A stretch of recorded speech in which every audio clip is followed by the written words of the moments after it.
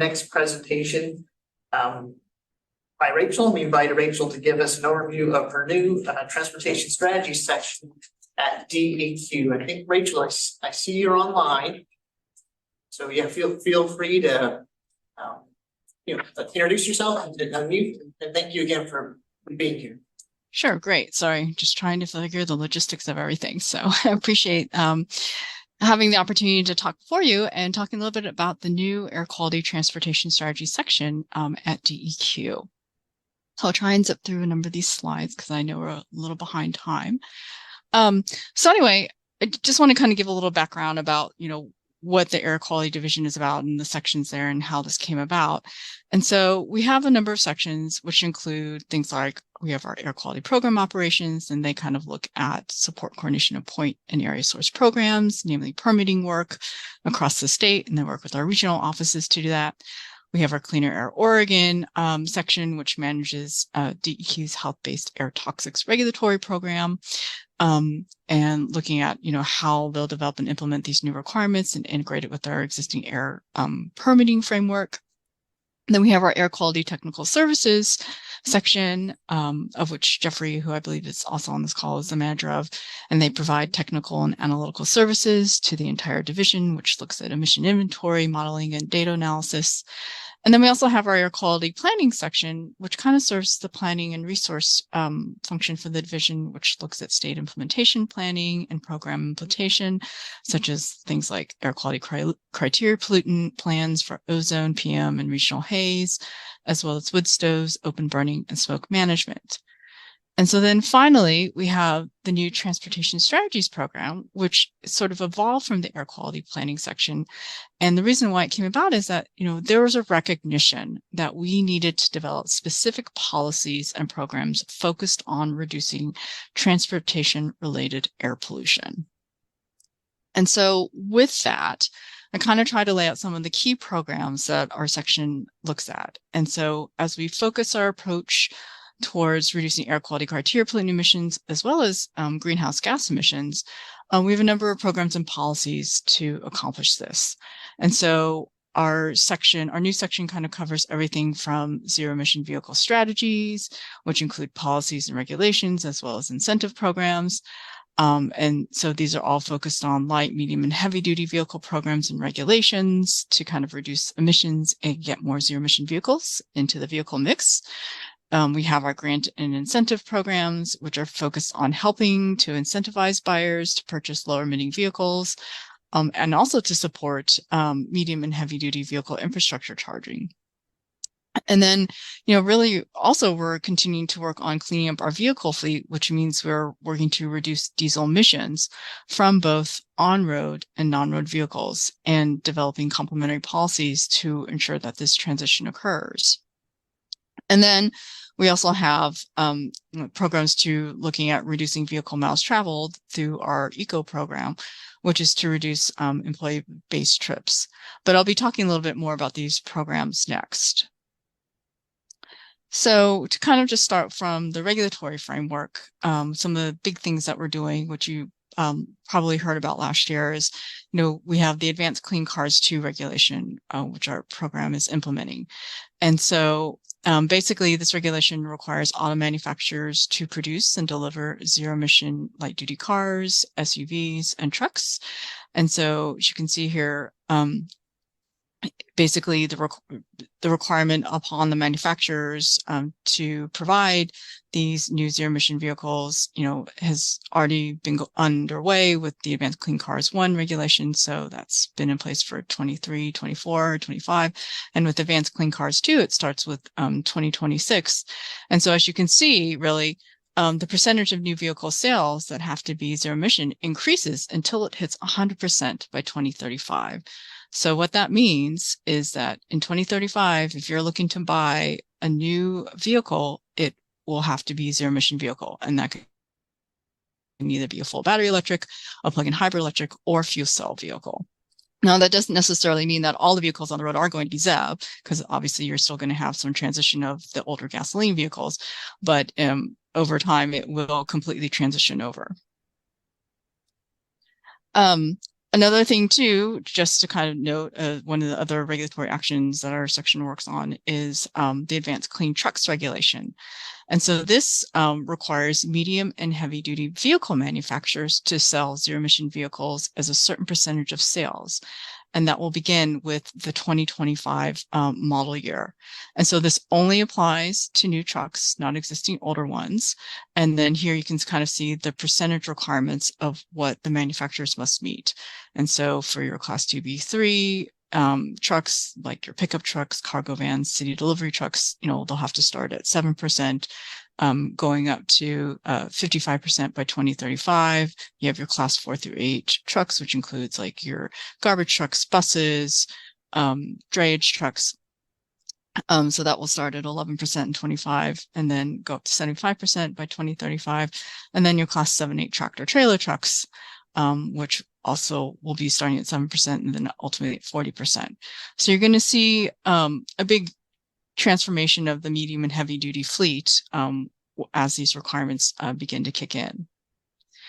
And so I just want to emphasize again, this is a requirement on the manufacturers. And so it is not a requirement on fleets or businesses to purchase zero emission vehicles. But I know that there's some, there are some folks in Oregon who are already, starting to take advantage of this transition, which we think is great. And so, as I talk about these policies that are in place, one of the things, that we look at is how can we ensure that there's a smooth transition to zero emission vehicles? And so we also have a number of grant and incentive programs to sort of help with vehicle purchases and charging. And so for one thing, we have the Diesel Emission Mitigation Grant Program, otherwise known as the VW program, that provides funds under the VW Environmental Mitigation Trust Agreement. And so with this, it covers anywhere between 75 to 100% of costs for switching from a diesel vehicle to an all-electric vehicle. And so of the money that we received, the first tranche of revenue was used to address older diesel school buses. So we had $22 million that we utilized for 450 buses to retrofit them. And then all the other funds are allocated through an annual competitive grant process. And so we've distributed nearly 23.8 million to 31 projects since we first started in 21. We just announced the 23 grant recipients on Monday. And it's really exciting just because we're seeing things funded like, Class 8 ZEV tractor trailers, a zero emission vehicle garbage truck, electric motor coaches, electric drayage trucks, moving vans, and delivery trucks. And so we're really starting to kind of help see a transformation of the market. And then these grants will continue for the next 2 years. And so we anticipate distributing $8 million annually to kind of help with this transition. And so other sort of grant programs that we have also include the Diesel Emission Reduction Act, state grants. And so this utilizes federal DERA money to fund diesel emission reduction and engine retrofit projects. And so we've spent over 14.6 million to treat more than 800 diesel engines, which is great. And, we'll continue to get funding around $500,000 per year in grant dollars to kind of be able to allocate towards diesel emission reductions. And then we also have our CMAQ grants, or Congestion Mitigation Air Quality Grants, which is a program between DEQ and ODOT to administer funds from the Federal Highway Administration to kind of improve air quality specifically in non-attainment or maintenance areas. But basically utilized to reduce transportation emissions. And so it can be used to fund other zero emission vehicle projects, such as vehicle acquisitions, engine conversions, refueling, or even charging facilities. So kind of shifting a little bit, just in the rebate programs and incentive programs, we also have our wildly successful Oregon Clean Vehicle Rebate Program that we administer. And this is for passenger cars. And so basically we offer rebates to encourage Oregonians to transition to electric vehicles. So we give $2,500 for the purchase or lease of a new electric vehicle. then we also provide an additional $5,000 for the purchase or lease of a new or used electric vehicle for lower moderate income households. And so if you're a lower moderate income household purchasing new, you could get up to $7,500. But if you're just purchasing used, then you can just get that $5,000, which can really, help reduce that cost for the household. And these can also be stacked with the federal tax credits that are available right now. And since the program's inception, we've issued over 30,000 rebates worth about $78 million. And so with that, we do only get $12 million a year from the legislature. But lately, the demand has outpaced the funding. So we did have to suspend the program as of May 1st of this year until we can get our next tranche of funding in 2024. And so we anticipate we'll reopen the program in March, but based on sort of past participation and interest in the program, we anticipate we'll only be able to be open for 2 months next year. So as I tell everyone, if you're thinking of buying an electric vehicle, then March and April are the times to buy it. But, one of the other things too is we're trying to find additional funding for this just because of the how popular it has been. We also have another new program that's looking at infrastructure. And so we have the Oregon Zero Emission Fueling Grants. And so we did receive, $15 million in one-time funding for from the legislature to, sort of help pilot some medium and heavy-duty zero-emission fueling projects. And so earlier this year, we did announce grants that went to both public and private entities. And so we have 14 projects across Oregon that's kind of looking at things like setting up charging infrastructure for public works fleets, for buses, for shipping yard equipment, for refuse trucks, warehouse fleets, as well as electric snow groomers. And so really the goal of this is to kind of learn from the projects as they progress with the hope of being able to support future efforts to transition even more medium and heavy duty zero emission vehicles and charging infrastructure. We know that ODOT, our partner agency, is also, trying to sort of stand up a lot of other public infrastructure. They've been applying for federal grants. And so part of this is just kind of, working with them to kind of figure out, where are the gaps in charging? How can we support fleets as they look to make this transition? And so one other thing too is we're about to start up a medium and heavy duty vehicle rebate program. The Oregon legislature recently approved a rebate program that DEQ will administer. But in order for us to do so, we do have to go through rulemaking this upcoming year to kind of establish program parameters, what types of vehicles will be rebated, how much. We do only have $3 million for this funding. So I will just say that funding will not go far when you kind of look at the prices of zero emission trucks versus your conventional trucks. But we're hopeful that by having at least the framework in place, it'll help us to kind of be able to pursue other funding sources, whether through federal funding or other funding that we might be able to find. Because we feel like this is also really critical to kind of help assist fleets in making that transition to zero emission vehicle technology. And the plan is to begin issuing those rebates in early 2025. So while I've talked a lot about, many of the programs and policies that are going to move us towards zero emission technologies, we still have kind of the task of addressing diesel trucks and engines until that transition to zero emission vehicles can occur.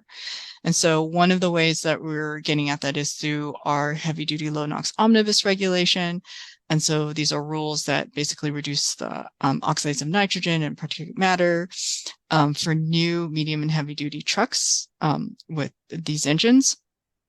And so the rules do start with the 2024 engine model year, although we are engaging in a rulemaking to delay implementation of the rule to 2025, just due to existing engine availability concerns about manufacturers being able to meet the current standard, and also the fact that there's currently some updates by California to the rulemaking. And just for reference, these are rules that we've adopted by reference from California. And so we do have to adopt them identically. And so California is making some tweaks to kind of account for that. So we're proposing to delay to kind of allow California and the manufacturers kind of work out some of the implementation issues, and then we'll begin the requirements in 2025. And then let's see here. And then, there will be no lower NOx emissions required for the 2027 engine model year. And so you're going to, as we continue to move towards zero emission vehicles, the existing diesel trucks will continue to get cleaner and cleaner, because we recognize that these trucks stay on the road for a long time. Another thing that we have to kind of try and get some of the diesel emissions is a diesel emission identification program. And so this is a voluntary program for emissions labeling. And so it looks at non-road equipment, dump trucks, and concrete mixer trucks. And so basically, there'll be program labels that will issue to basically make it easier to track engine certification and whether or not these trucks have been retrofitted or not. And so it'll help, I think, overall with some of other complementary programs that are happening within Oregon. For example, there are clean diesel contracting standards. The city of Portland has adopted their clean air construction standard. So it does require, diesel power construction equipment used on their contracts to meet engine requirements, such as retrofits, just depending on the engine year. And so these are some other ways to kind of like help ensure that, or try and encourage sort of contractors and others to kind of get cleaner equipment. And then I guess kind of lastly, the other thing we have is our employee commute options program. And so also called our eco rules. And so basically it's a program that applies to employers in the Portland area with more than 100 employees reporting to our work site. And so these employers, have to provide incentives for employees of commute options like taking the bus or carpooling. And the incentives have to have the potential to reduce the commute trips to the work site by 10% from like an established baseline. And so, these are things that include employers to survey employees, to understand like their current commute methods, basically develop a plan to kind of help meet what their target reduction would be, submit that plan to DEQ, and then just follow up with surveys every 2 years to kind of measure their progress towards the 10% trip.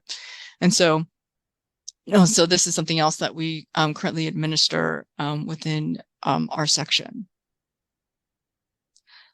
And then so with that kind of provides an overview of our section and the programs that we're working on. And really, I think I just want to say, as we look to our future, including how we'll transition, the transportation sector to a cleaner future, it'll also involve working with our partner agencies to ensure that this occurs holistically in a relatively integrated fashion. Because we know that in addition to cleaner vehicles, we need cleaner fuels, we need a steady fueling supply, whether it's through electricity, alternative fuels, or other, and also just, ensuring that we have the infrastructure to support this. So that's kind of what I wanted to sort of, tell you about with our section, and happy to take any questions that you all might have.